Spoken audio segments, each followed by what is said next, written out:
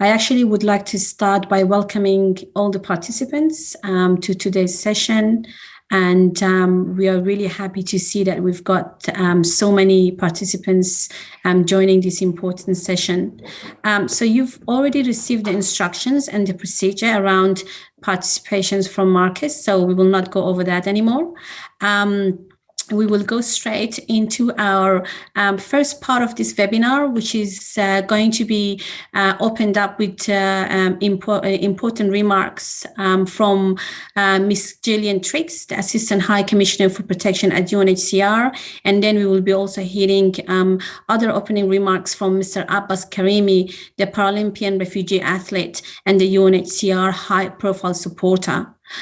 Before we do that, I would like to let you know that we will be sharing all the bios of the speakers in the chat box just to avoid losing time. So please look at the chat box if you want to know more about our speakers throughout the panels. We are also inviting all the participants to address any questions through the Q&A instead of the chat. Questions will be responded to the same channel, so that is through the Q&A. So with that, I would like to start and ask the respected Ms. Gillian Triggs to actually give us the opening remarks, and then followed by Mr. Abbas Karimi. Thank you, Ms. Triggs. Well, thank you very much, Najiba, and welcome everybody to this side event as part of the high-level officials meeting, which, as you know, is taking place tomorrow and the following day. The subject for this side event is the meaningful refugee participation. And we mean meaningful. It's not just a slogan, it's something that UNHCR takes very seriously indeed. And I look forward to the discussions that we're going to have about what that means in practice. It's not just an abstract idea.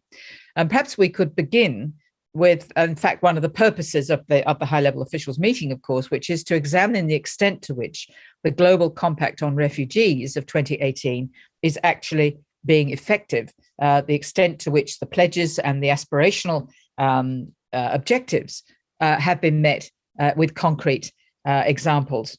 And I might then remind us all that the compact itself identifies refugees and their communities as a key stakeholder group, and that comprehensive responses to forced displacement, whether internally or externally, are most effective when they're actively and meaningfully engaging the affected populations.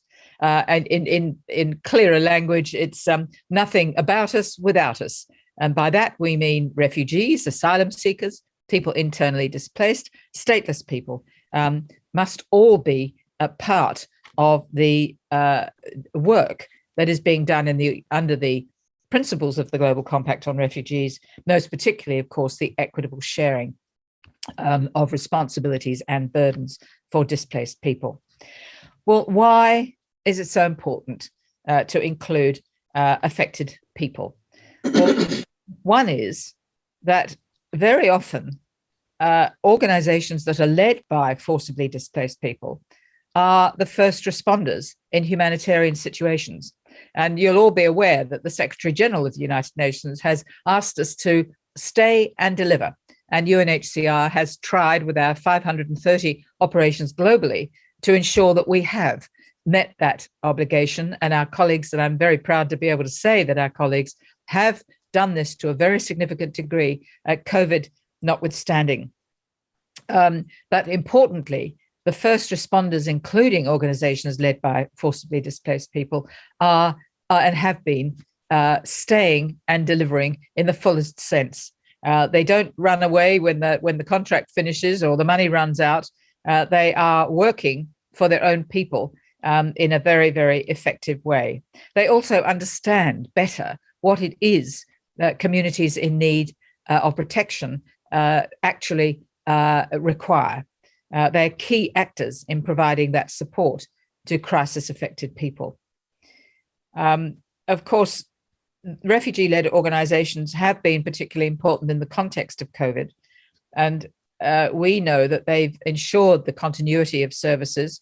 The UNHCR is of course, very keen to continue to develop our work at the local and community level, and it's part of our decentralization and regionalization process. But although there aren't many silver linings to COVID, at least it can be acknowledged that COVID has told us in a way that almost nothing else could have done why it's so important, one, for us to work together, but secondly, that we must work at the local level where refugee-led organizations are so powerful. The role of refugee-led organizations has been recognized in the 2020 UNHCR NGO Innovation Award, and that highlights the degree to which refugee-led groups are using innovation creatively to meet the needs of their own communities. So thank you very much for that work. And can I perhaps point out, and it is relevant, that this event itself has been co-developed and organized and run with the valuable support and expertise of the Interim Advisory Group for Refugee-Led Organizations. Now, that group is, as I say, interim, and it's very much hoped that before much longer, we will have a permanent or fully established advisory group that will help to bring refugee-led organizations together from around the world so that we can give much more coherence globally to their work. In the meantime, we have a cross-team, a cross-divisional team that's working on engagement with our partners and with other organizations for refugees and displaced people. That was created in 2020, and it is working hard with the interim advisory team to set things in place for next year. But nonetheless, a number of things have already been happening. And one, and I'm very pleased to be able to discuss this, is the grant agreement tool and standard operating procedures that have been piloted in 10 country operations, including Argentina, Chile, Uganda, and Switzerland. Of course, it's one thing to talk about meaningful participation of refugees, but you have to find some mechanism, some financial support to enable them to develop the capacity and to be effective. And that's what this grant agreement is designed to do. It amounts to $4,000 a year, with a maximum of 3 per year per refugee-led organization. So that's 12,000 a year, a not insubstantial sum, and I think that should get things going. As you know, that one of the purposes of the high-level officials meeting is to look at the indicator report, which will describe with evidence, qualitative and quantitative, of the extent to which the GRF pledges are being implemented. There are close to 1,600 GRF pledges, but it's perhaps a little concerning that of those 1,600 pledges made 2 years ago and over the last couple of years, only 69 of them have been made through refugee participation or refugee-led organizations. Some of them, 67%, were made by persons of concern and their organizations, by NGOs, and 17% by states. But my key point is that we would very much like to see a greater engagement by refugee-led organizations in making pledges as we move from the high-level officials meeting to the next global compact forum, which will be late, probably 2 years from now, but certainly late in 2023.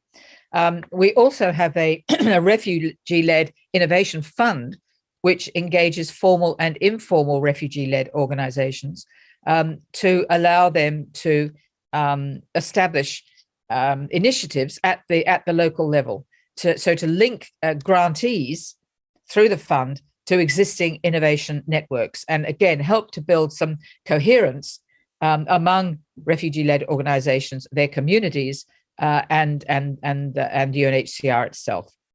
Also, another initiative that's has been created is a mapping tool, a global database of all refugee-led and led organizations that will be developed over the following year to have a much better view of what's going on at the grassroots level, regionally and globally, and again to build coherence with governments, with the private sector, to examine more effective operations through these groups. And it might map them by reference to their legal status, financial status, their relationships with their communities, their funding sources, and their governing bodies, and how they go about it. So I think that should add to our information, along with a definition of what a refugee-led organization is. Because, as you know, we use perhaps a phrase that's not very user-friendly externally, but that is persons of concern. We know what we mean by it, but I'm not sure everybody else does. But critically, we're talking about meaningful engagement, not only with refugees, asylum seekers, but also internally displaced people, and the countless numbers, the unknown numbers of people who are stateless and need international protection. I'm very pleased to use these opening remarks to announce the launch of the 2022 Innovation Award by UNHCR and the NGO community. And this year, it's going to be dedicated to women-led organizations and girl-led organizations that are working to support refugees, internally displaced people, returnees, stateless people, and their host communities, critically their host communities as well. There will be 7 winners who'll be selected to receive a prize of 15,000 United States dollars to support their innovative work that upholds gender equality and accountability to women and girls. So I would like to suggest that you make some nominations. You can self-nominate, or you can nominate a women-led organization that you're aware of by the 15th of January. So it's about a month to go. But if you could give some thought to that, we'd be very grateful. And perhaps one element of this that we need to think about a little bit more for next year is how we achieve real participation when, for many refugee-led organizations, it's very difficult to be registered. Of course, the law varies from country to country, but this is often a practical limitation on their ability to be effective. And it might be also that without effective registration, they cannot have access to predictable or direct funding, and very difficult for them to develop their capacity. So it is something that we're very concerned about. And when international organizations, governments, the private sector, the donor community are thinking about pledges for inclusion of refugee people, then maybe they might think about looking also at this problem of dealing with the barriers to effective participation, which we would very much like to respond to as we think about this next year. Can I also ask you, for those of you who will be interested in joining a multi-stakeholder coalition on meaningful participation, which will be led by refugee-led organizations and governments and states, if you wouldn't mind including your name and country and organization and contact details on a form which we're including in the chat. Because again, what we're trying to do is to build the global community of refugee-led organizations that allow the coalition to be more effective with meaningful participation. So thank you all for joining us today. I'm so delighted by the very significant numbers of people who are with us. And I look forward to a very fruitful discussion. So if I may, then back to you, Najiba. Thank you very much, Ms. Gillian. Before I go to our next speaker for the opening remarks, can I remind all the participants to once again use the chat box, to either put comments or raise any questions, and we will try to get them answered through the Q&A as well. So please use that as a way to intervene or put your inputs and contribution. So with that, I would like to welcome Abbas Karimi, a Paralympian refugee athlete and UNHCR high-profile supporter. Hello, everyone. It's an honor to be here. My name is Abbas Karimi. I'm a refugee from Afghanistan, and I'm a member of a refugee Paralympic team. I'm a Paralympic swimmer and a high-profile supporter for UNHCR. I was born in Afghanistan, and I lived in Afghanistan for 16 years. And in that 16 years, most of the year I start, living with through the sport. As a kid, I always wanted to jump in the water, and I was going to rivers with my friends, and that's how I got encouragement to do some activity, because I was very energetic, kid. So, as a kid, I got bullied a lot, because I didn't have arms. I have disability, but the sport always showed me the path that it can be like a shield to protect me, and it's been always protective. And I started swimming in Afghanistan, and I started competing in Afghanistan at the national level. And after that, at the age of 16, I became a refugee, and I've been in Turkey for 4 years. And in 4 years, I still didn't give up. I didn't quit, even having living as a displaced person, as a refugee. It was very, very tough, but the sport was always there for me, and I kept swimming and I kept competing. And on 4 years, I won like 15 medals at the national level, but I was not allowed to compete internationally because I didn't have any document. Then at the end of 2016, I got resettled to USA, and then I started from the bottom again. And then I made it to the international level in the 2017. And then I qualified for my first world championship in Mexico. And my first world championship, I won a silver medal, and I became the first refugee to made it to the international level at the podium in any sport. And from there, I kept competing every year internationally until this year. I made it my first Paralympic Games, and I represented the Refugee Paralympic team, and I was the flag bearer, which was my happiest moment of my life, and which was my proudest moment. And then I finished. I made the final. I finished top 8 in the world, and so all the point is that the sport has always give me the power and confidence, and it makes me feel very powerful. And I believe that sport can change refugees' life and give them a lot of encouragement, and it can even save their life, like it saved my life. So, and at the end, I want to give the message that it's very important to give the refugees around the world and displaced people and refugee communities to open doors for them to the sport, so they can do sport. And if they can make it to the top level, it can by through the sport, I believe that we can make the world a better place, and we can build a relationship with the world and show the face of good face and positive face of refugees in the world. Thank you for listening. Thank you very much, Mr. Abbas Karimi, for your opening remarks. We have a very tight time schedule, so I will need to do my best to stick with the timing. And before we actually go to our first panel, which is really about, from pledge to action, I would like to flag out that we have a diverse group of speakers today, and that it includes refugee-led organizations, NGOs, academia, the private sector, as well as the states. So the main recommendations put forward by the speakers today are really captured in the Mentee, which will be really active throughout this session.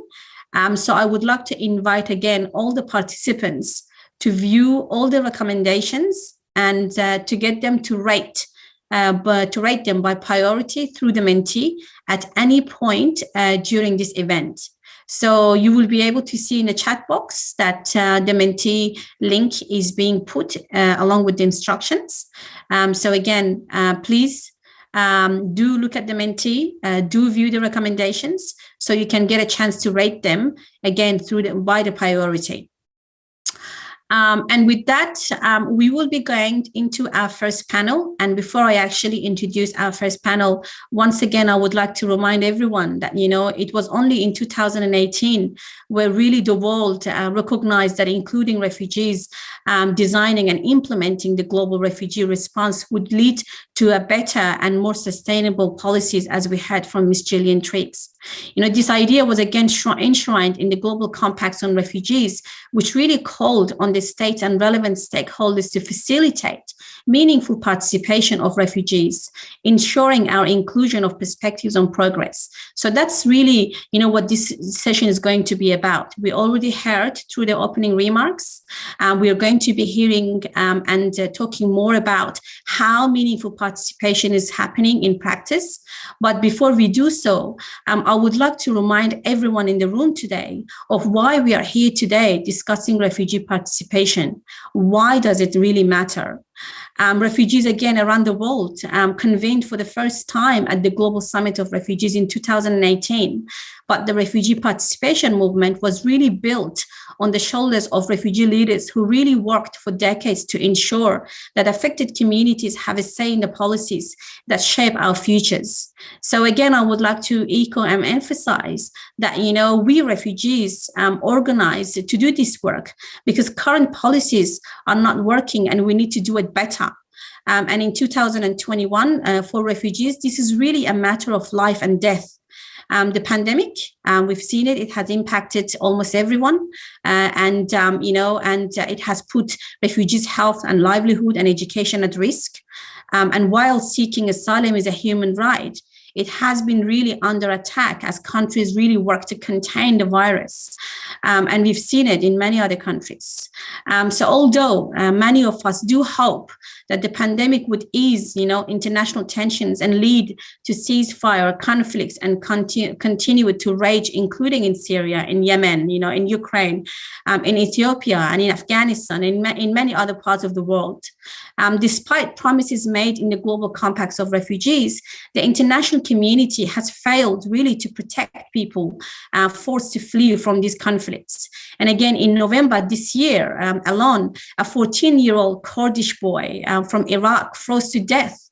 He trapped in the border zone between the Belarus and the Poland, and dozens of people, including a young girl, died trying to cross the English channel. And this really reminds us again, why we are here. We, the refugees, suffer the most from failed policies. And that is why we want to be involved in designing the solutions. And hence we have, fantastic speakers lined up through the panels. And with that, I would like to go and introduce our first panel. Our first panel is the topic is actually about moving from pledging to action. And we will be hearing from Miss Andira Kara, and my apology if I'm not pronouncing it right, from Kenya, lead researcher, LEARN project on refugee-led organizations in East Africa and the Middle East. We will also be hearing from Mr. Hannes Einsporn. He's the senior project manager migration, the global issues, Robert Bosch Institute Foundation. We will be then hearing from Ms. Shaza Al-Rehavi, who is the co-founder, steering committee member, and also the chairwoman of Global Refugee-Led Network and the co-founder of Global Independent Refugee Women Leaders. Then we will be hearing from Ms. Mariette Schumann, the director of Humanitarian Aid of the Netherlands, and then from Mr. Mohammed Ahmed, who is the program director, St. Andrews Refugee Services, and the member of the Resourcing Refugee Leadership Initiative.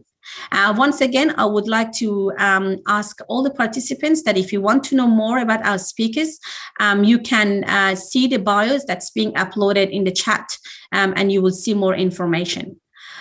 So with that, I would like to call on upon our first speaker, Ms. Andira Kara, and I would like to ask Mr.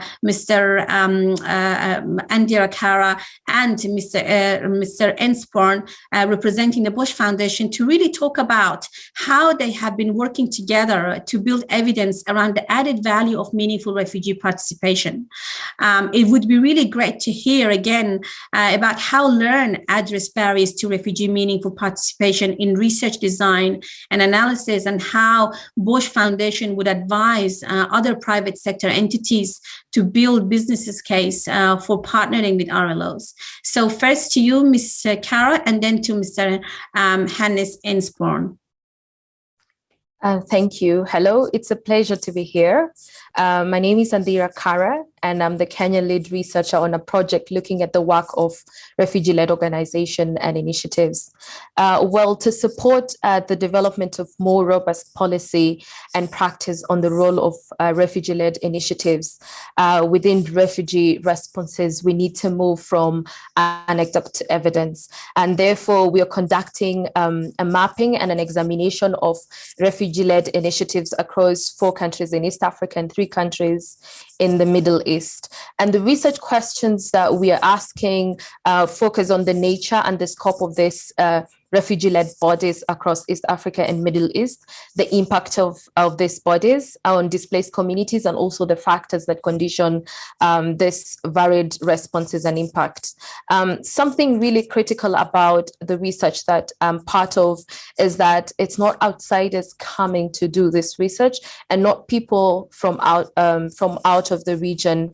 And it's not just people within the region doing this research, but it's done by individuals with lived experience of forced displacement.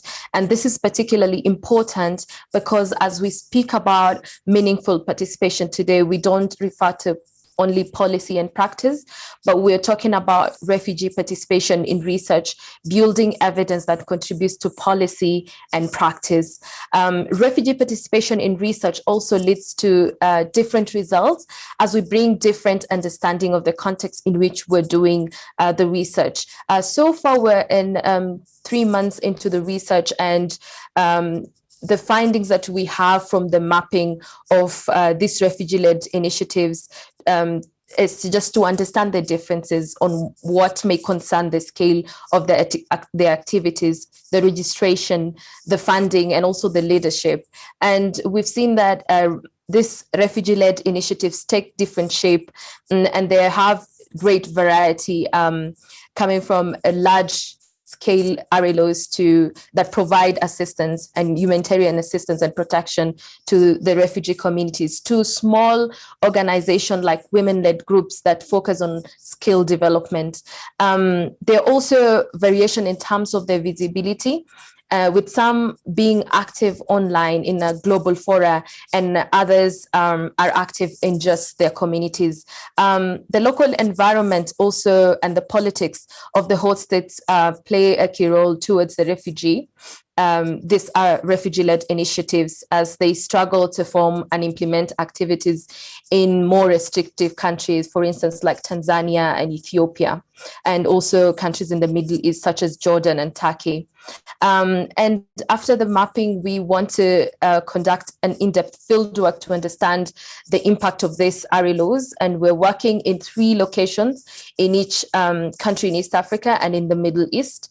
And we hope that this work contributes and will help us to move from anecdote to evidence by building an understanding of initiatives and organizations led by refugees, their impact on the refugee community, and also explaining the variation in what they do and their impact also. It is important as we address the policy and practice within the refugee-led initiatives, we do it on a solid base evidence. And for example, right now we're aware that the methodology and also the kind of approach we're taking is replicated by other studies, by other studying organizations, refugee-led organizations in Asian Pacific region. It is therefore really key, and I hope that evidence will contribute to progression of policy and practice and the role of RLOs. We're so much grateful to Bosch Foundation, to the Open Society Foundation, the Canada International Development Research Center, and others for supporting this work. Thank you. Thank you, Ms. Kara. Can we come to you, Mr. Insporn? Thank you so much, Najiba, and thank you for the opportunity to speak to you today. I can certainly share some of our experience from the philanthropic sector when it comes to supporting meaningful refugee participation. And what we do concretely at the Robert Bosch Foundation is we, in partnership with other philanthropic actors such as the Open Society Foundations or the Rockefeller Brothers Fund and the Global Wellbeing Fund, we do 2 main things. First, we want to build the evidence around the impact and the role of refugee-led organizations. And I'm very grateful to Andira and her colleagues for pursuing this work. And secondly, we directly fund refugee-led organizations in specific countries, but also at the global level. And I think the pandemic has really shown us and made visible what the role and the impact of refugee-led organizations can be. Refugee-led organizations fill important gaps in humanitarian responses, but I think it's fair to say in the many protracted refugee situations, we can assume that the role of refugee-led organizations is in particular more important given the scarce resources of international organization and international NGOs and governments. So in sum, I think refugee-led organizations from our perspective, they deserve greater recognition and support for their work. And there is increasing evidence that refugee-led organizations are nimbler, are more efficient, including because they're so close to the communities that they serve. So really, to your question, Najiba, on the business case for supporting refugee-led organizations, I think we as a community of funders obviously want to put our resources where they're most effectively and efficiently employed. And I think that's a strong case for refugee-led organizations. But we also want to align our funding with the values that we hold. And in particular, when we talk about accountability to the communities that we aim to support, this is another strong case. I think we have to be really cognizant and have to duly recognize the intricate environments that RLOs work in. And I think that's a particular important ask. I think we have to work with RLOs that in order for them to meet formal requirements. For instance, when it comes to legal registration, many of them are in informality, and we have to, rather than saying no to an organization that has a great vision and mission, we really need to work with them in order to allow them to meet these criteria. I think we can often jointly find ways and means to partner, and I think this is really sort of putting into practice the aspiration of having equitable partnerships. And I think in particular, our role of private funders, I think we can often play a vanguard role for the broader community of funders in building evidence around these innovative partnerships. So I would encourage many more private funders to come on board, and I would also I'm also looking forward for the dialogue between us as private funders and the public funders that are also in this call and going forward. So Najiba, thank you very much for the opportunity, and thank you to the organizers for the ability to speak to you today. Over to you, Najiba.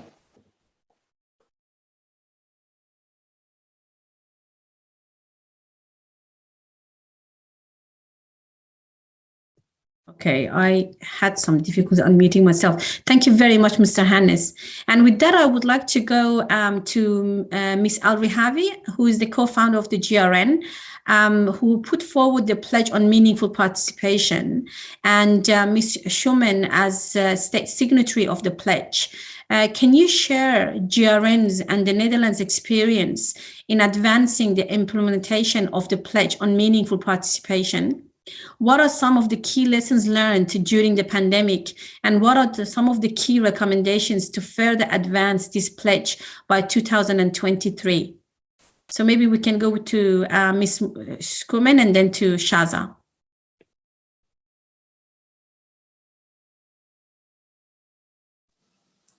Thank you.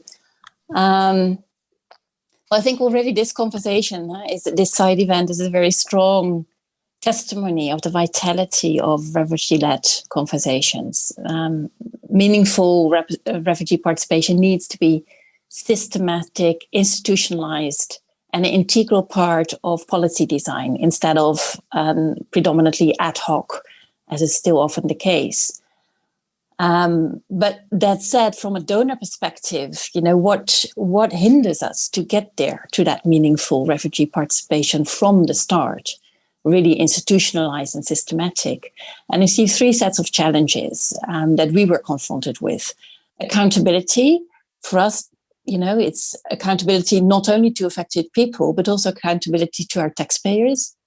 And that can sometimes be in conflict. The second set is the dichotomy between technical efficiency versus meaningful inclusion. And the last one are issues around representativeness. So the Netherlands, we support refugees and host countries through a dedicated multi-annual funding instrument, a partnership with 5 multilateral organizations, UNHCR, UNICEF, ILO, World Bank, and IFC. And that's designed not only to fulfill our obligation on accountability to our own taxpayers and on technical efficiency, but also to enhance accountability to affected people and meaningful inclusion. So having made this important pledge back in 2019, this is how we have tried to turn that into action. First, I think starting at home. We entered into a unconscious bias training for the entire staff in my department. Then we tried to implement it through plans to systematically include refugee representatives in the design of our next programming cycle that begins in 2023. Obviously, also through our overall efforts to strengthen the localization agenda under the Grand Bargain and the Grand Bargain 2.0 with our partners. So this is also our first recommendation, to put the localization agenda, which for me really is to put the resilience and the agency of refugees and hosting communities at the heart of our interventions and ensure refugee-led organizations are systematically involved in policy and programming. And finally, we're using modern technologies to ensure that the voices of displaced populations are taken on board from the start and already now, also in our policy making, through our cooperation with UNICEF on their U Report initiative and through Upinion. So maybe to focus for a short moment on the last example of Upinion. Upinion is a social enterprise based in the Netherlands that has the capacity to approach refugee and host community populations, conduct regular as well as interactive real-time surveys, and aggregate the results in concrete inputs for our programming, evaluations, and policies. But through Upinion, we are harnessing the power of technology and statistics to ensure that refugees' collective real-time feedback to ongoing policy discussions is considered representatives and thus pertinent and relevant. So in that way, affected populations can become participants in policy conversations instead of just being on the receiving end. And that would be our second recommendation. We need to get creative in overcoming the representativeness conundrum and stop using it as an excuse for structural exclusion. So we're encouraged by these experiences. We continue exploring this approach further, improving the technology and also expanding it, expanding the geographical scope of it. And we still have a long way to go on meaningful refugee participation by Global Refugee Forum 2023, but we're committed to anchoring this way of working, building on the agency and resilience of refugees, and gradually ensuring that refugees are structurally taken on board in our policy and programming choices. Thank you. Shaza? Thank you. Hello, everyone. I'm really grateful and thankful for UNHCR to being here today. Today, we are no longer asking ourselves if refugee participation possible, but instead we are exploring how can achieve that. Unfortunately, despite some progress made, refugees continue to face significant quantitative and qualitative barriers to meaningful participation. In 2019, refugees represented only 2% of participants at the GRF. When HLOM supposed to happen in person, only 10 refugees out of 500 participants were invited, again, 2%.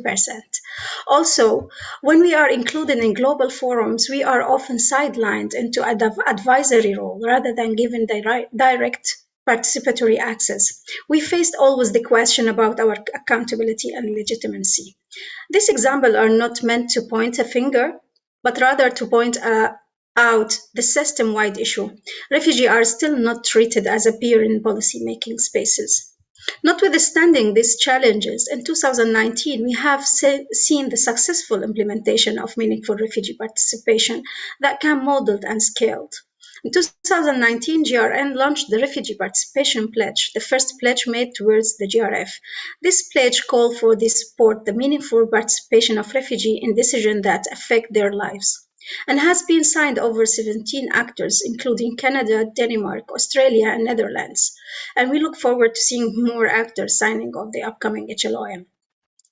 Drafted uses the principle of the Gerd Brangen's participation revolution, the 8 gender and diversity framework, and the Sustainable Development Goals agenda to leave not one behind. The pledge has led to the formation of an ad hoc multi-stakeholders coalition that works together to advocate the meaningful refugee participation agenda. Also, GRN led the initiative to increase direct refugee engagement at the ATCR. GRN Network, a refugee the world, it's around the world in 6 regions. It's sure that the meaningful engagement in policy access is happened. We regularly map and connect our laws, and we are coordinating refugees advocacy regionally and globally. So far, meaningful refugee participation is done well. It's produced innovative and effective outcomes. While COVID-19 made the global response for the refugee crisis more urgent, also it demonstrates an importance of RLO's role in the response. With the traditional humanitarian actors facing new travel restrictions and capacity limitation, refugee-led organizations filled the gap and provide life-saving assistance to both refugee and host community.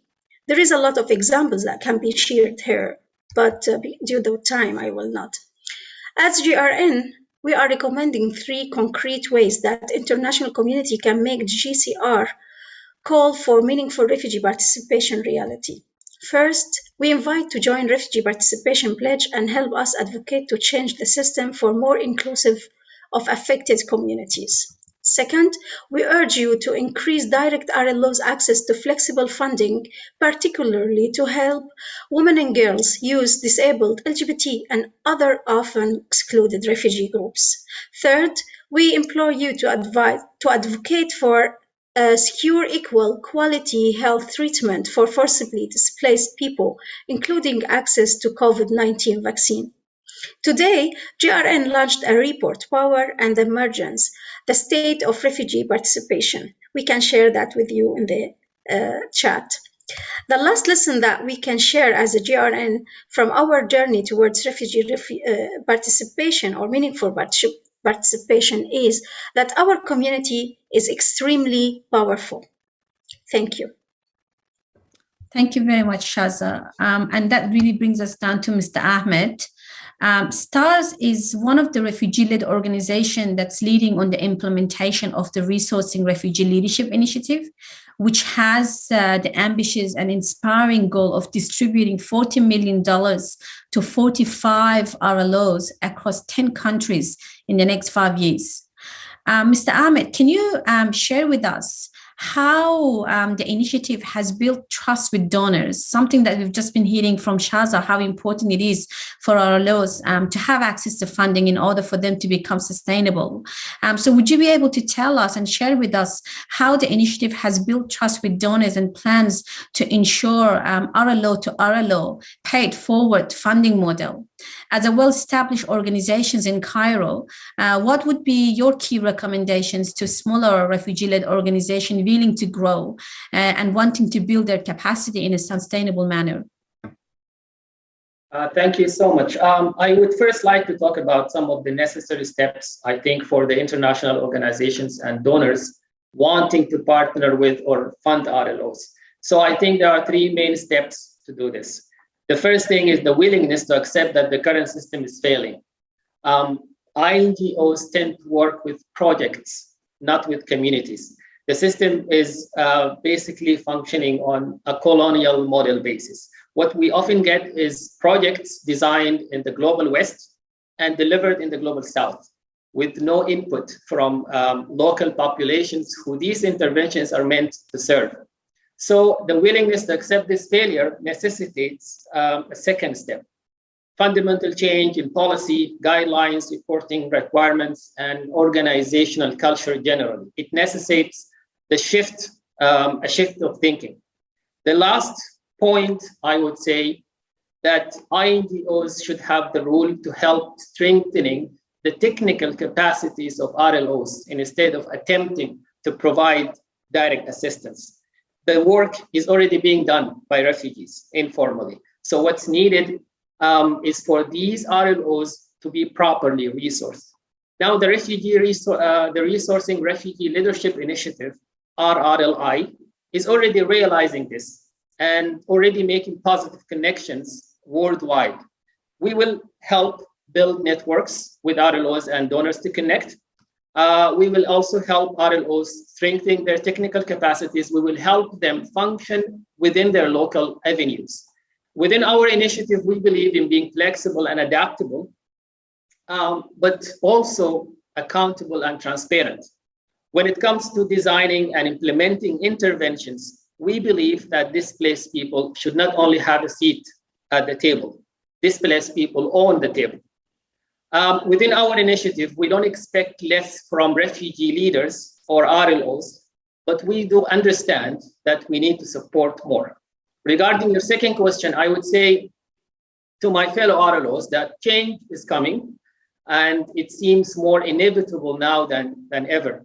So it will take time, it will take some time, it will take effort and thought. There will be challenges, but we need to keep in mind that our solutions are far more impactful, cost-effective, and immediate than the current system. As RLOs, I would say we need to continue doing the good work we do. We need to show our ability to run projects successfully. We need to show the quality and range of services, the wraparound nature of the services we provide. We need to continue being responsive to the community needs and also responsive to donors as well. And finally, I would say having a global movement for refugee rights cannot and will not be successful unless it has refugee leadership. Long ago, we accepted that a women's organization could not be run successfully without the involvement and leadership of women. And yet we are still willing to accept that humanitarian development and assistance for refugees can be run and led by people without the lived experience of forced displacement. And if we do believe in a refugee rights movement, the only good movement can be refugee leadership. Thank you so much. Thank you very much, Mr. Ahmed. And that brings us to the end of our first panel. And I would like to thank all the speakers and presenters to our first panel and for your fantastic and excellent contribution. So I would like to go straight into our panel 2 and introduce you to our second panel, which is going to talk about localizing the global compacts on refugees.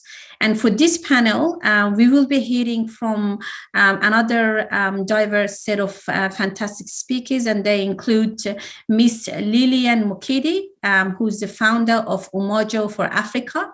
Then we'll be hearing from Miss Alex De Villiers, from Urban Refugees, Executive Director, Xavier Project Consultant. Once again, if you would like to see the bios of our speakers, please do refer in the chat as they have been uploaded. So my first question goes to Ms. Mukidi. You fled your country in 1999 at the climax of a civil war to find safe haven in South Africa. Upon your arrival in the country, however, you've noticed a gender divide and how societal arrangements have left women in the margins of the economic life of the country. Faced with this new reality, you have decided to create Umoja for Africa, which aims to empower all disadvantaged women in South Africa, regardless of their nationality. So with that, I really want to ask you how your work empowering women in South Africa contributed to social cohesion and improved the preparedness of the community to respond to the COVID-19 pandemic. And again, as a woman leader yourself, what is the key recommendation on promoting inclusive refugee leadership you would like to leave with us today? Ms. Mukidi. Yeah. Hello, everyone, and thank you, Najiba, for the question. I will start first just to emphasize about women, and I will start by saying that Africa has a history and culture where women were kept in a back seat when it comes to development. While men are elevated to position of power, this unfortunate has led to illiteracy among women, lack of skills, and other factors. Africa is our land, and we can make the best of this continent. By being united and raising women, we can change the prospect of our people, regardless of the color of their skin, their background, and where they come from. I'll jump to, we are a group of refugee women who stand for unity and transformation. Our vision, as you said, it's empowering all disadvantaged women through training, skills transfer, and income generating activities. And some of the pictures are below. I'll go to our challenges due to the time. We know that unity is our strength, and we're standing for unity, and we will fight for unity. Some of the challenges we're facing in South Africa is the high level of unemployment, capacity to offer free training, easy access to documentation, and there's urgent need for digital literacy for women, as we know that everything is online, all the applications are online. How do we address them? Through beginners training, beginners and advanced sewing programs, barista training, leadership training for women and girls, gender-based violence workshop for women and girls, income generating programs, and job creation through our CMT.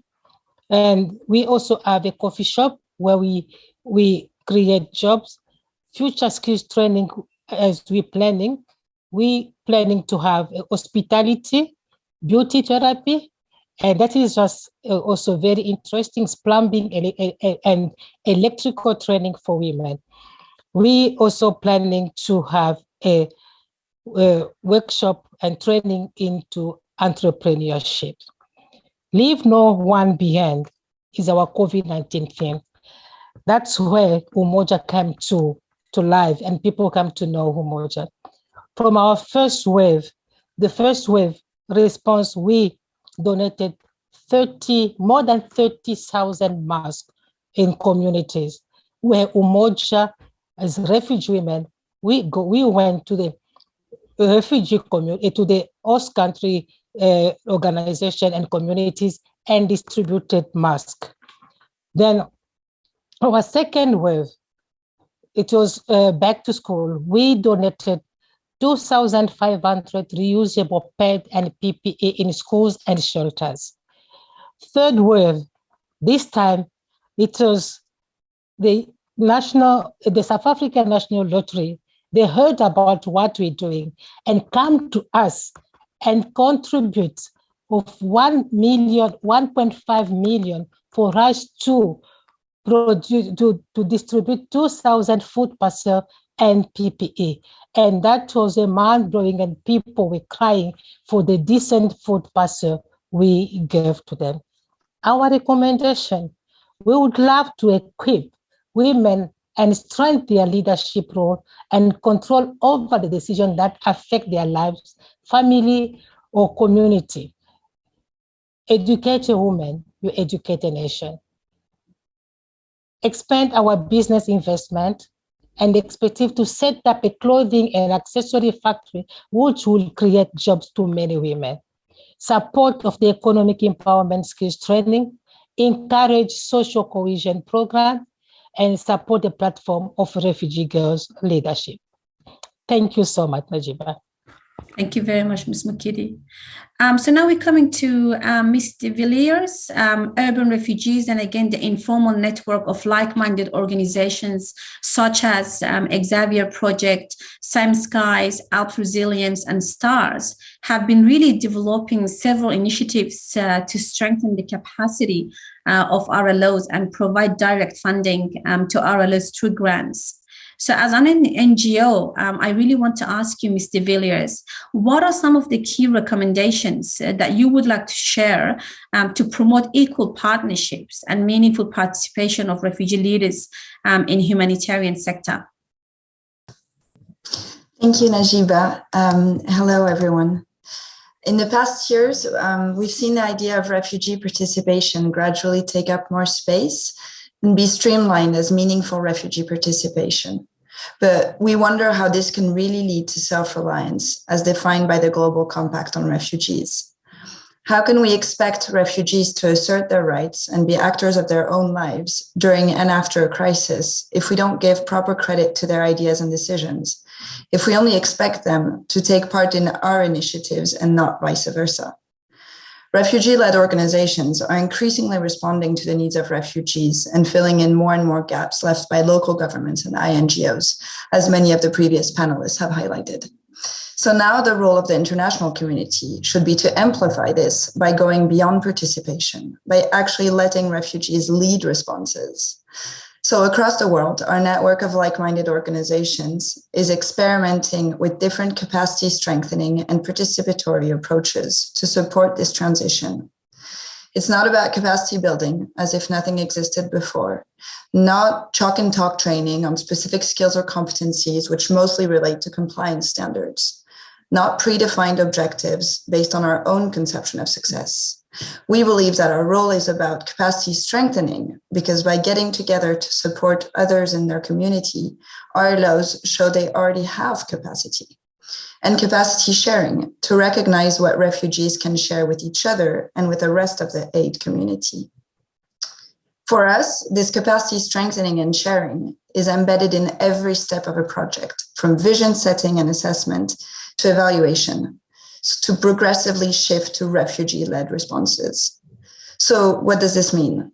It's trying to understand the needs of refugees outside any sectoral funding, co-designing solutions with refugees based on their own ideas and propositions, and helping them to make their own decisions instead of asking them to justify why they did this or that. In doing so, we face the following key barriers. The first is related to ourselves, acting as implementers. International organizations and agencies often perpetuate the status quo by not treating RLOs as genuinely equal partners. We use them as subcontractors to projects. We fail to include them in coordination mechanisms oftentimes, and refugees rarely hold senior leadership positions. So in such conditions, there can be no proper capacity strengthening. We recommend that implementers rethink their approach to success and progressively shift initiatives and decision-making power within their organizations to refugees themselves. It's a constant effort of self-questioning, and we should rely on each other and on our partner RLOs to help us do it. Secondly, funding is generally constrained within results frameworks based on a Global North agenda and narrowed down by the organizations and agencies it goes through before actually getting to RLOs. As a result, RLOs are left to do as they are asked within set targets. So we recommend that funders progressively fund RLOs directly, including with funding dedicated to refugees' assessments of their needs. In such a way, refugees could assess themselves if and how international expertise could support them, rather than the other way around. Thirdly, refugees continue to struggle to register their organizations and obtain work permits in some host countries, which strongly hinders the development of any refugee-led initiative. So we recommend that host governments continue to reduce these administrative barriers, as many of them have begun to do, so that refugee leaders can maximize their role as providers of social services in refugee communities, and more broadly within their hosting countries. If these barriers were overcome, if refugees could address their own needs on a wider scale, then we believe that they could really become self-reliant. Thank you. Thank you very much, Ms. de Villiers and also Ms. Mukidi. We've been already hearing very much of excellent recommendations that's being put forward by the speakers so far today. So I would like to remind you all again, all of these recommendations are actually captured in the Menti, which will be active throughout the session. So I invite you all to view the recommendations and rate them by priority through the mentee at any point during the event today. And again, you will see the link in the chat box and the instruction in terms of how it could be used. So now we're going to come down to our third panel. And our third panel is going to be talking about cultivating new pledges and planning for the future. For this panel, we will be hearing from Ms. Rez Gardi, who is the co-managing director, Refugees Seeking Equal Access at the Table, RSEIT. Then we'll be hearing from Mr. Mark Benzel, the Councillor Government of Canada. And then it will be followed by Ms. Seyran Khalili, who's the reference group of Refugee Reconnect speakers, and then Ms. Noella Bekukeba Ilunga, my apology if I'm not pronouncing your name correctly, from Zambia, Dafi, president of Dafi Club, DRC, and the member of Tertiary Refugee Student Network. So once again, if anyone is interested to know more about our speakers, you will be able to see the bios that have been uploaded in the chat box, and you will be able to see more information there. Ms. Gardi, I would like to start with you. Our SEIT's goal is really to develop mechanisms to implement meaningful refugee participation in national decision-making in different countries. So how can a refugee seat help countries create participatory mechanisms that are responsive to their own context? In terms of follow-up to this meeting, again, what would you like to see happening next? Tēnā koutou katoa. Thanks very much, Ms. Moderator Najiba. Over the last few years, a prominent theme of UN agreements on refugees has been a commitment to enhancing the role of refugees in the making and implementation of policies that affect us. As articulated in paragraph 34 of the Global Compact on Refugees, responses are most effective when they actively and meaningfully engage those that they're intended to protect and assist. Over the last few years, we have come a very long way. There has been an increased recognition of the value of meaningful refugee participation and acknowledgement that refugee engagement contributes to solutions that are sustainable and more impactful, innovative forms of advocacy, and the development of global and national policies that are closer to the reality on the ground. Refugee situations have increased in scope, scale, and complexity, and this necessitates new and innovative methods for protection, assistance, and solutions. While the status quo continues to work for some issues, large-scale refugee movements and protracted refugee situations persist around the world, indicating that things must change. Meaningful refugee participation is not the end in itself. It is a means to achieve an end, which is a better and more efficient global refugee response system. The current pandemic has further exacerbated risks to already vulnerable populations around the world. As a result, the vulnerabilities and marginalizations refugees experienced prior to the pandemic have been exacerbated, further increasing the protection risks. Yet refugees, like always, stepped up as the first responders to protect one another and to provide services to their communities when the international actors were limited in their mobility and access. This experience confirmed that refugees are critical yet underappreciated actors in the international humanitarian response system. We are now at a fundamental and transformative period. As demonstrated by the number of states and actors who have voiced support for meaningful refugee participation, the global community recognizes the importance of meaningful refugee participation. So now we must transition from the if to the how. How can we implement meaningful refugee participation? What does it look like? Our seat seeks to respond to this challenge. We are a global initiative and coalition of partners from academia, international foundations, and policymakers led by refugees who are working to enhance the effectiveness of global refugee responses by co-designing mechanisms to amplify refugee leadership ecosystems and increase the participation of refugees at state levels in a meaningful, sustainable, and transformative way.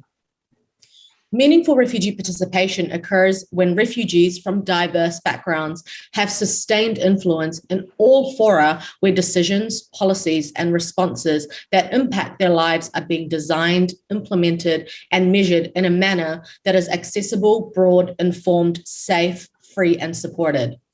With unprecedented numbers of displaced people, we need to work together now more than ever to come up with practical, effective responses to displacement through multidimensional, multidisciplinary, and intersectional approaches. The call for nothing about us without us is a call to make space for us to use our skills, perspectives, and experiences to contribute directly to the future of solutions.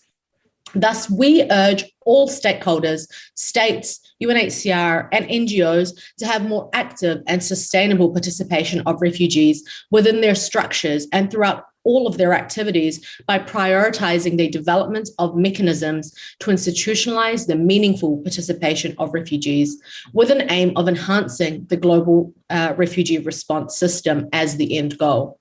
RC is working with states to do so, in particular to include refugees as members of their national delegations to all meetings of the global refugee regime, as demonstrated by Canada since 2019. We're proud to have been working with a number of states, the United States, Germany, and many others over this year. And now we're incredibly proud to share that the United States and Germany have taken bold steps to enhance meaningful refugee participation by including refugee advisors in their official delegations this week. This marks the first time for Germany and the United States to include refugees in their state delegations to any global refugee meeting. This news is an exciting next step in recognizing the benefits of meaningful refugee participation around the globe and working in partnership towards enhancing the global refugee response system. We pledge to work with any state that wants to move from the if to the how to co-design mechanisms to enhance meaningful refugee participation. And we pledge that by the next GRF in 2023, there will be 20 states with refugee advisors as part of their state delegation. So work with us. We've extensively discussed the benefits of meaningful refugee participation. It is now time to implement it. Tēnā koutou, tēnā koutou, tēnā koutou katoa. Thank you very much, Rez. That now brings us to Canada. Mr. Banzet, Canada has been championing meaningful refugee participation, and we also heard from Rez. You've been championing meaningful refugee participation even before the Global Compacts on Refugees. And more recently, Canada has been exploring with other countries and RLOs themselves on how they can come forward and support refugee leadership. So can you please share with us the findings and the key recommendations from those efforts to make refugee participation a reality until the next GRF, the Global Refugee Forum, please? Thank you. And this topic is an important one for Canada, not only because we pledged at the 2019 Global Refugee Forum to support the meaningful participation of refugees in processes and decisions that directly affect their lives, but especially because it enhances the effectiveness, accountability, and legitimacy of our collective responses to situations of forced displacement. Canada is encouraged by the experience with refugee-led initiatives that were shared today, that have been shared, just like what Rez just said before, and hearing others such as Learn. Hearing, understanding, and actively considering the lived experience of refugees, including and particularly those of women and girls in all their diversity, delivers better outcomes by unleashing the power of relevant contextual knowledge, valuable and deployable skills, and the shift in power dynamic in response, protection, and durable solutions that reflect the needs and aspirations of refugees and refugee communities, noting that this access to participation must be broad in order to make it accessible to diverse voices. However, in recent UNHCR analysis, indicates that only 53 out of 1,579 pledges made in 2019 have a particular focus on meaningful refugee participation. This means that there still is work to do to build momentum, but also that there is still significant untapped opportunity. To this end, on November 12th, Canada was proud to have co-hosted with UNHCR an informal meeting of member states to discuss and take stock of progress towards meaningful refugee participation. This meeting was attended by states representing humanitarian donors, resettlement countries, and host communities, which have either made a pledge on meaningful refugee participation or are positively engaged on the issue. In our discussion, a number of common threads emerged. One is the relevance of a human rights-based lens, where we not only do no harm, but also consider the principle of nothing about us without us. Another is the value of practical action on inclusion, where we acknowledge that while voice is important, it is just the beginning. We also acknowledge that there are challenges to overcome. This includes shifting the narrative away from refugees as victims or heroes, but instead as powerful actors with valuable knowledge, experience, expertise, and skills, as well as parts of our communities with needs and aspirations. It includes addressing the difficulty for many states to work directly with refugee-led organizations at the grassroots. It also includes getting past institutional constraints to build in effective consultation mechanisms, whether to inform policymaking or to define project implementation at the field level. However, it was also clear from our discussion that there were lots of lessons to share, which underscored the need to work together. As a means of building dialogue and supporting the goal of enabling substantial influence over the priorities and outcomes, Canada, along with other states, met with refugee organizations on December 9th to share perspectives and to listen. We heard of the importance of working together as equal partners and of increasing representation in refugee policy forums and UNHCR governance. We heard of the need for protection and greater access to basic services and for inclusion, particularly for especially marginalized groups. We updated on progress being made, discussed the links between meaningful refugee participation and the localization agenda, and identified the relevant models that can be drawn upon to shape collaboration. These efforts are needed both in the domestic context, in donor, resettlement, and host countries, and in meaningful refugee participation in the governance of the international refugee system, where refugees have status, standing, and space to speak and act. For Canada, in line with our feminist approach, building a sustainable system for participation includes institutionalizing consultation and policy-making processes and participation in delegations to international refugee protection meetings, including UNHCR's 2020 and 2021 executive committee meetings and the annual tripartite consultations on resettlement. We are pleased to formally include representation by individuals with lived refugee experience in our virtual delegation to this high-level officials meeting. This engagement also extends to refugee inclusion and participation in the functioning of the international refugee system.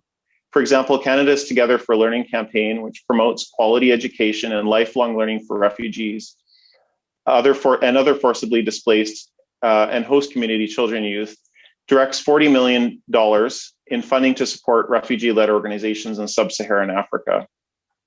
Taken together, input from CSO consultations and our refugee delegates have been instrumental to ensure we are advocating for effective and durable solutions. Likewise, building the capacity of refugee-led organizations to advocate and deliver strengthens results, encourages sustainability, and helps realize commitments in the grand bargain to support and empower local actors. Canada is happy to share our positive experience in engaging and building sustainable partnerships with refugees, and also looks forward to further engaging with partners and stakeholders to advance meaningful participation in the lead up to the next Global Refugee Forum in 2023. Thank you. Thank you, Mr. Banzet. So now we turn to Ms. Kalili. Could you please tell us more about how participating in the Reconnect conference impacted your activities in your country and at regional level as refugee leaders? And also, if you could share with us, what have you learned from it, and what would you be also sharing as your recommendation to improve this and other similar processes? And if I can kindly ask you to keep it 4 minutes, please. Thank you, Najiba, and to the UNHCR for having me today.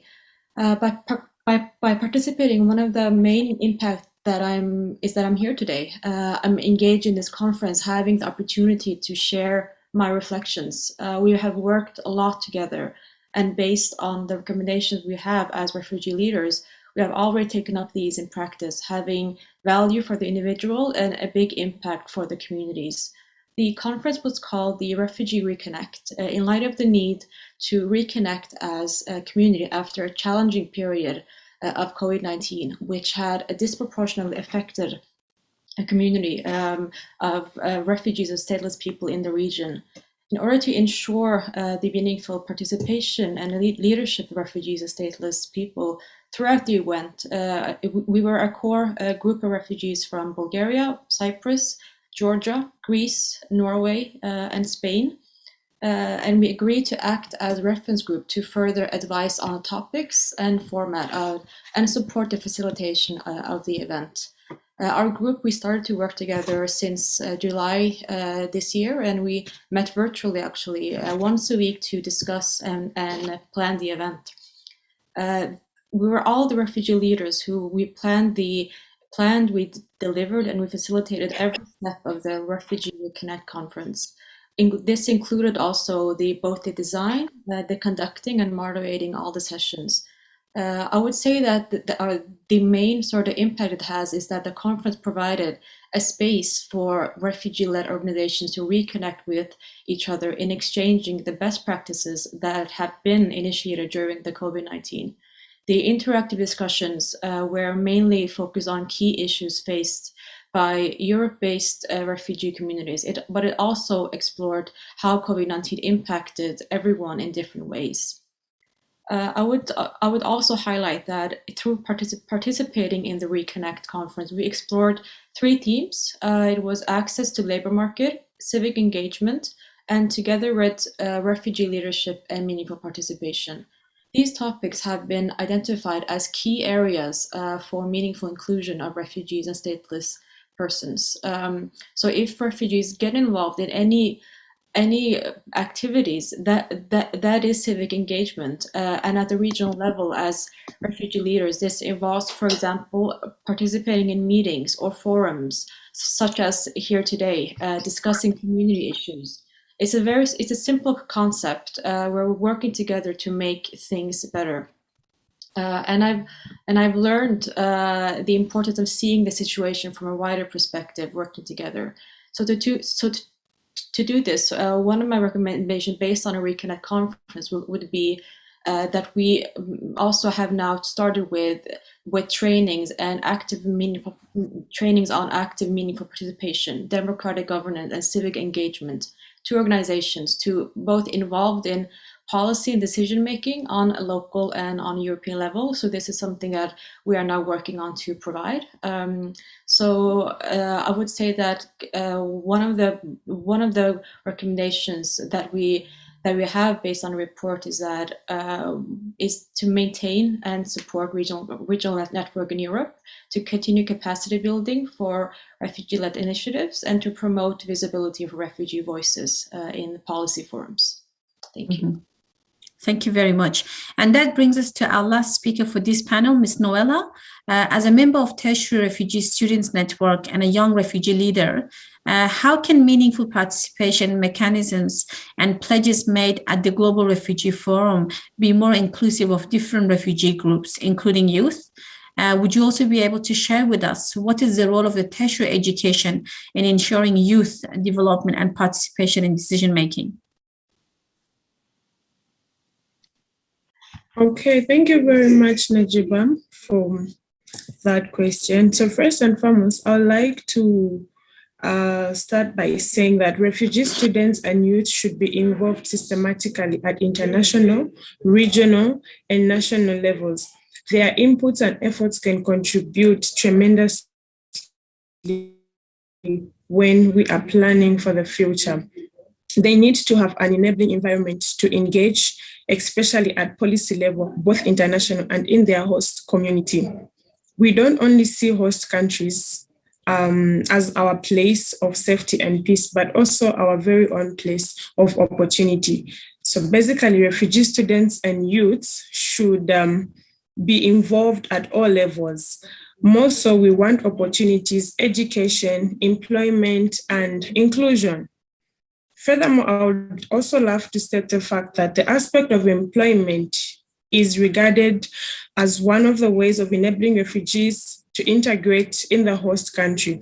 However, this isn't an easy process because for one to be employed, they must be in possession of specific documents, for example, the work permits.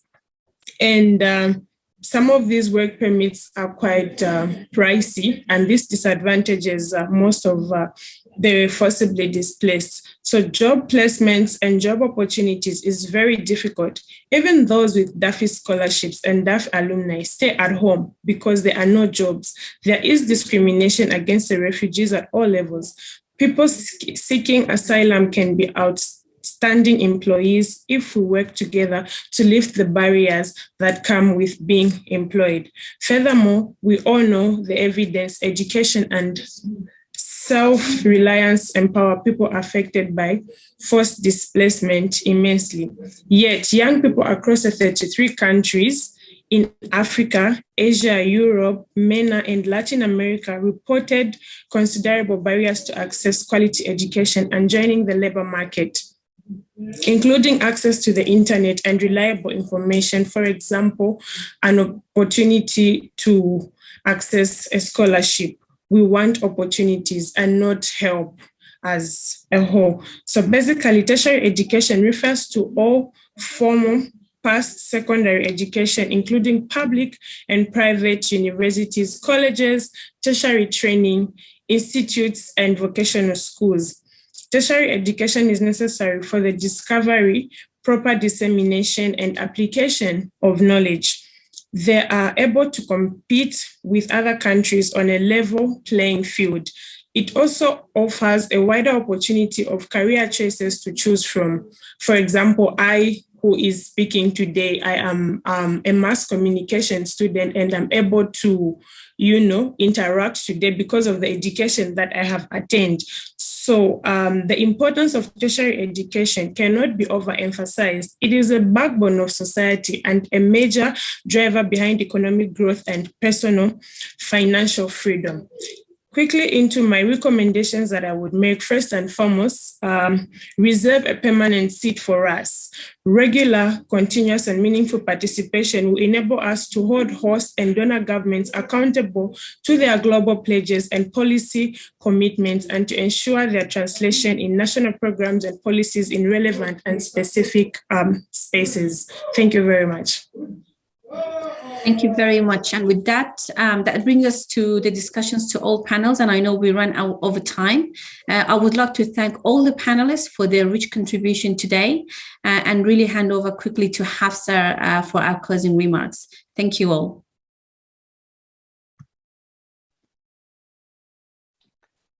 Thank you, Najiba. And thank you to all the previous speaker and panelists. And looking back where we were in the past, on this journey of the meaningful participation of refugees, we have come a long way. In the past, let alone of meaningful participation, just to be on the table was a challenge for us in many ways. Like myself, many refugees from host countries and refugee camps have to take many risks. That includes taking the security risks for ourselves and also for our loved ones back home just to be on the table. When refugees participated in the past, we did that by compromising our hours of work without being compensated or acknowledged for our contribution, expertise, or time, while we not only have the responsibility of our day-to-day survival, but also for our families and loved ones. In many cases, it still is the same. While I appreciate how far we have come, as a reminder to how far we still have to go on this journey, I would like to mention this fact. As of now, less than 5% of pledges have a particular focus on meaningful participation, and 63% of the pledging entities on meaningful participation were organizations led by forcibly displaced people themselves and NGOs. As much as the experience that refugees have to go through is traumatic and unjust, and I also think it is also the very own reason why refugees and people with lived experience must be on the decision-making tables. Because as the person who was born as a stateless person, who have lived as an undocumented migrant, asylum seekers, and now as a former refugee, I believe that no one will ever know or understand the journey of refugees and their needs as the way refugees do. And I also would like to highlight that every refugee has a voice, and they have the ability to raise their own voice if the means and supports are given to do so. And therefore, I would like to take this opportunity to urge everyone to change the narrative of being the voices of someone else into passing the mic to the refugees directly, so they can speak for themselves and let their voice inform and guide our practices when it comes to promoting and protecting the rights of refugees. That includes the meaningful participation as well. And I hope this event has given us the opportunity to reevaluate what does meaningful participation means to the refugees, to the state, to NGOs, to INGOs through their lens.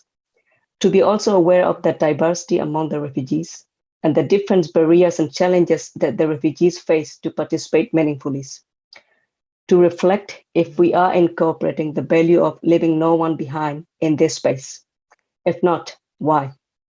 And how can we ensure the inclusive, respectful, and fair participation of refugees from all backgrounds, such as age, gender, disability, and sexual identity, as well as refugees from different geopolitical backgrounds? To also empower and support not only refugee and POC-led organizations, but also refugee-led initiatives from the refugee camps and host countries. To consider how do we practice not only responsibility sharing, but also authority sharing between the refugees and others involved in the sector. So moving forward, we would like to call upon NGOs, INGOs, academia, UN agencies, and the stakeholders involved to collaborate to promote meaningful refugee participation and to support the legal registration of POC-led organizations in their host country as a whole of society approach.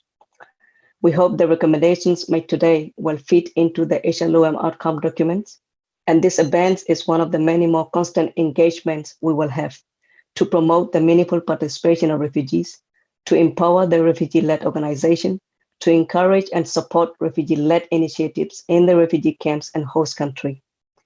Thank you all for your participation in today's event, and I have one last announcement to make before I end my closing remark. The next side events on translating principle to practical actions, academic solidarity sharp with refugees, is happening at 3:15 until 4:30 Central European time, right after this session, if people would like to join. And thank you all again.